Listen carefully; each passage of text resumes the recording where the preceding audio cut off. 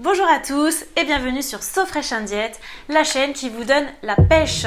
Aujourd'hui dans cette nouvelle vidéo, nous allons aborder ensemble ce que l'on appelle le tableau des valeurs nutritionnelles. Vous savez, ce fameux tableau sur lequel il y a écrit plein de mots diététiques associés à plein de chiffres.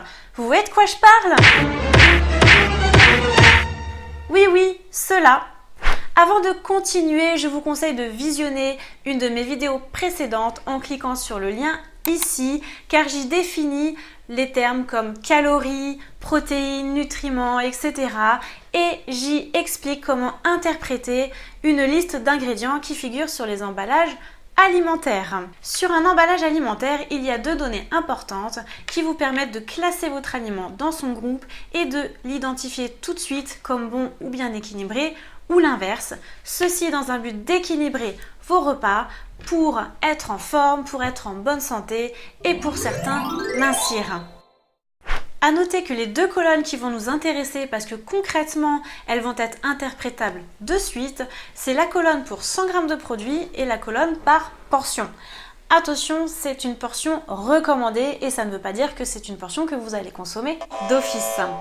Les informations nutritionnelles qui vont être utiles sont uniquement protéines, lipides et glucides. Et là vous vous dites, quoi? Elle ne parle pas de calories? Eh ben non! Et pour tout vous dire, je ne connais pas les calories par cœur. Ça ne sert à rien. Alors pourquoi est-ce que l'on se concentre uniquement sur ces trois nutriments? Parce que rappelons que l'objectif, c'est d'identifier si l'aliment est sain et intéressant nutritionnellement parlant, ou au contraire de repérer de suite s'il est trop riche en sucre ou en graisse de mauvaise qualité. Nous allons aborder ensemble chaque nutriment en prenant en support différents emballages, également des emballages de produits allégés, l'objectif étant aussi d'apprendre à déjouer les pièges des produits diététiques. Les protéines. Rappelons que les aliments riches en protéines sont viande, poisson, œufs et produits laitiers en deuxième position. Un aliment est riche en protéines s'il contient entre 15 à 20 g de protéines. J'ai choisi pour vous comme support une poule au curry et ses carottes en plat préparé. Ici, le tableau des valeurs nutritionnelles, souvent il est à côté de la liste des ingrédients, souvent nommée composition. Vous voyez la colonne pour 100 g et la colonne par portion. La colonne pour 100 g est toujours en première position. Ici, la portion, c'est la barquette de 300 g. Vous avez les différentes informations nutritionnelles et toujours dans cet ordre, l'énergie en calories et en joules, ensuite les matières grasses, les glucides, les fibres et les protéines. Ce repas contient 9% de protéines, donc c'est inférieur à 15%, mais si on se réfère à la portion, le repas contient 27 g de protéines pour la barquette. Donc finalement c'est très intéressant. Pour pouvoir définir si un aliment a une teneur en protéines intéressante, sachez qu'un steak haché de 100 g apporte 18 g de protéines. Donc dès que vous êtes au-dessus de 18 g de protéines par portion, vous pouvez vous dire que l'aliment est riche en protéines. Les glucides. Rappelons que les aliments riches en glucides sont les féculents, les fruits et les produits sucrés bien sûr. Et rappelons que les glucides sont les sucres. Il existe deux types de glucides. Les glucides complexes, anciennement appelés glucides lents, qui sont en général les sucres naturels des féculents, et les glucides simples, anciennement appelés les glucides rapides, qui sont naturellement présents dans les fruits, dans le sucre blanc, et qui sont la majeure composition des produits sucrés. C'est ce que l'on peut appeler les sucres d'ajout ou les sucres ajoutés. Ils sont distingués des glucides complexes sur les emballages alimentaires avec la ligne dont sucre. Par contre, il n'est pas précisé s'il s'agit de sucre d'ajout ou de sucre naturel. Donc pour faire la différence, il faut faire un effort de réflexion et de bon sens. Et bien sûr, la liste des ingrédients va aider à faire cette différence. J'ai choisi des céréales pour enfants saveur miel. On constate que ces céréales contiennent 88% de glucides. Donc on les identifie comme riches en glucides de suite, puis on cherche à savoir si elles sont riches en sucre rapide. On constate alors qu'elles contiennent 24% de sucre rapide par rapport aux sucres totaux. En arrondissant, cela fait un ratio d'un tiers.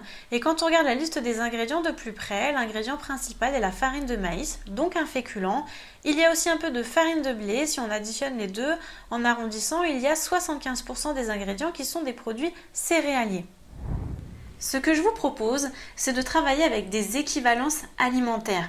Parce qu'au final, la question qui nous intéresse, c'est « et si je mange ce produit, c'est comme si je mangeais quoi ?» Donc, pour travailler les équivalences alimentaires avec des produits glucidiques sous forme de produits céréaliers, j'utilise le pain. Je pars du principe qu'un pain avec une farine bis, donc entre le pain blanc et le pain aux céréales, contient 50% de glucides. Par exemple, avec ces céréales, si je décide de consommer la portion recommandée de 30 grammes, qui va nous apporter 26 grammes de glucides, donc en arrondissant à 25 grammes de glucides, c'est comme si je consommais 50 grammes de pain, ce qui représente environ un quart de baguette. Si on regarde maintenant des aliments riches en sucre rapide comme des bonbons, on constate qu'il y a 79% de sucres totaux, donc de glucides totaux, dont 71% de sucre. La quasi-totalité des glucides sont des glucides rapides. En effet, dans la liste des ingrédients, il y a en premier le sirop de glucose et ensuite le sucre. Alors, ce qui est intéressant, c'est qu'il est affiché la quantité de glucides pour une portion de 4 guimauves. Pour faire des équivalences avec des produits glucidiques riches en glucides rapides, j'utilise le carré de sucre. Là encore, c'est très visuel. Un carré de sucre égale 5 g de glucides. Quand on consomme 4 guimauves, c'est comme si l'on consommait en arrondissant 15 g de glucides, soit 3 carrés de sucre. Les lipides. Les aliments naturellement riches en lipides sont le beurre, la crème fraîche et les huiles. Petit aparté, toutes les huiles sont 100% lipides et même l'huile d'olive, il n'y a pas d'huile moins grasse. L'important, c'est de déterminer si mon produit est riche en graisse, s'il est trop gras. J'utilise une équivalence avec la cuillère à café d'huile. 5 g de lipides correspondent à 1 cuillère à café d'huile. Ensuite, il faut que l'on détermine s'il s'agit de matières grasses de bonne qualité ou de mauvaise qualité. Pour faire simple, sachez que tout ce qui est d'origine végétale est de bonne qualité en général et tout ce qui est d'origine animale de mauvaise qualité. Pour les produits transformés, on se réfère à la ligne dont acides gras saturés qui sont en fait les mauvaises graisses.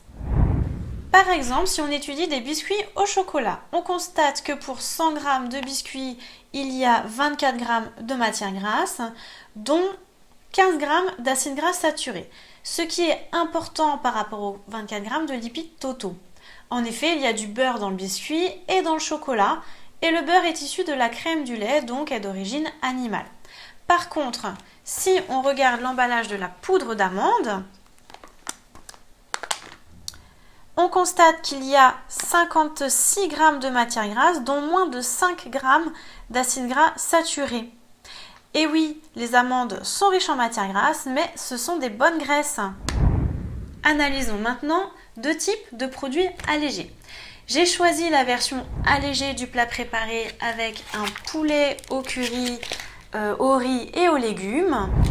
Si l'on compare la quantité de matière grasse pour 100 g du plat, dans la version allégée, il y en a 2,6 g et dans la version normale, il y en a 4 g. Donc il y a seulement 2 g de moins dans la version allégée. Ensuite, il y a le même pourcentage de glucides dans les deux plats, 13 et 12. En ce qui concerne les protéines, le plat allégé en contient 6% et 9% dans le plat normal. Ce qui est moins intéressant du coup dans le plat allégé car ce sont les protéines qui sont intéressantes dans une recherche d'amincissement. En version sucrée, j'ai choisi la version allégée des biscuits au chocolat au lait.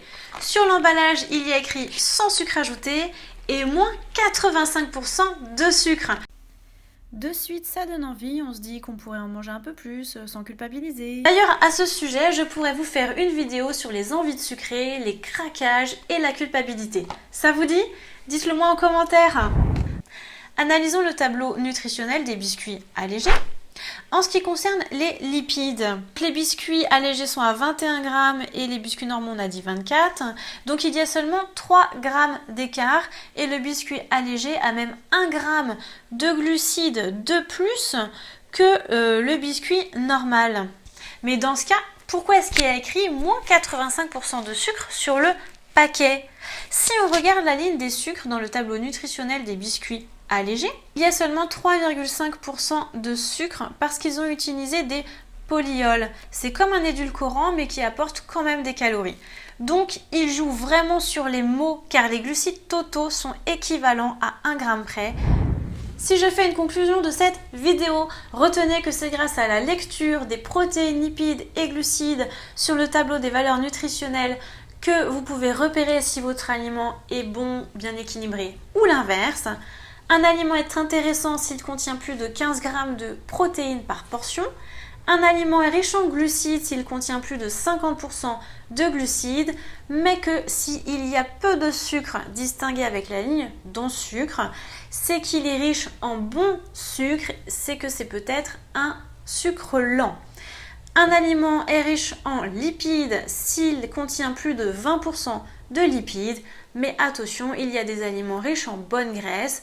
On différencie les mauvaises graisses avec la ligne non acides gras saturés. Attention au piège des produits allégés, lisez bien vos emballages. D'ailleurs, dites-moi en commentaire si grâce à cette vidéo, vous avez changé certains de vos achats. On se retrouve dans 15 jours pour une nouvelle vidéo pour vous aider à mieux manger. Et en attendant, régalez-vous bien!